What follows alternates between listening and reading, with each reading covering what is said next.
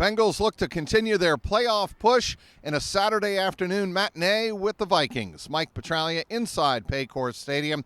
Here this afternoon, 1 o'clock Eastern Time kickoff. The 7-6 Bengals against the 7-6 Minnesota Vikings. As the records would indicate, there is a lot at stake for both of these clubs as they look to continue a playoff push, most probably for both clubs, a wild card playoff push. As the season draws to a close. There's only 3 more games left after this one. Bengals have 2 on the road, 1 at Pittsburgh, 1 at Kansas City, and then the home finale against the Cleveland Browns. But all things considered, the Bengals need to focus on today, and certainly that is the mission at hand for Jake Browning and the Bengals offense against one of the best defenses that they'll face this season. Of course, the Vikings just pitched a 3-0 shutout last week in Las Vegas against a Raider team that just scored 63 points a couple of days ago against the LA Chargers. So this Minnesota Vikings defense is for real. Look for Danielle Hunter. He is somebody that the Bengals are going to have to keep an eye on. He is a linebacker who is a terrific pass rusher. He can disrupt, obviously, the pass game, but he can also really plug up the running game. Bengals are going to have a tougher time running the ball, I think, today than they did last week against the Indianapolis Colts.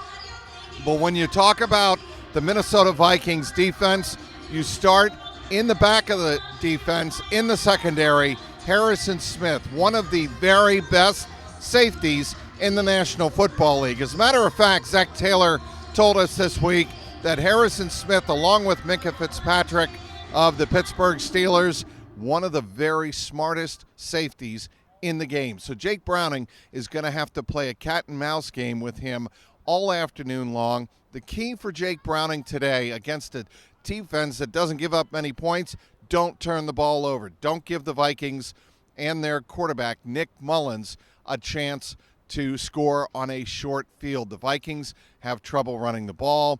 Justin Jefferson, he is expected to play today, so Justin Jefferson against Jamar Chase 2 will take place here Saturday afternoon. Of course, their very first meeting came in the 2021 season opener when both players had 5 catches, but it was Jamar Chase stealing the show with his first career NFL touchdown, that 50-yard bomb from Joe Burrow.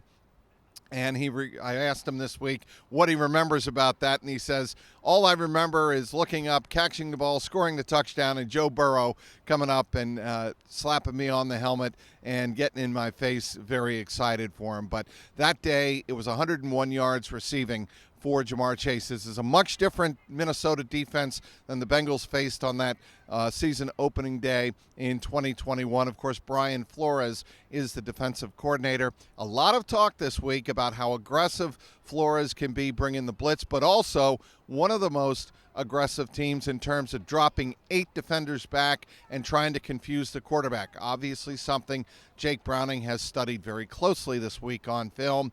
How will Jake Browning handle those situations, discerning between the pass rush, a blitz, and a defense that could be dropping 8? He's going to have to figure that out on the fly. But if he does, and if the running game for the Bengals is good, doesn't have to be great, but if it's good and honest, that can go a long way in terms of wearing down this Minnesota Vikings defense. Bengals are relatively healthy. Of course, Cam Taylor-Britt is on the injured reserve. Maybe the Bengals get him back in a couple of weeks, especially if they are still fighting for a playoff spot in the AFC. First things first, though, the Bengals have to take care of business today. What about the weather? Shouldn't be bad at all for December 16th.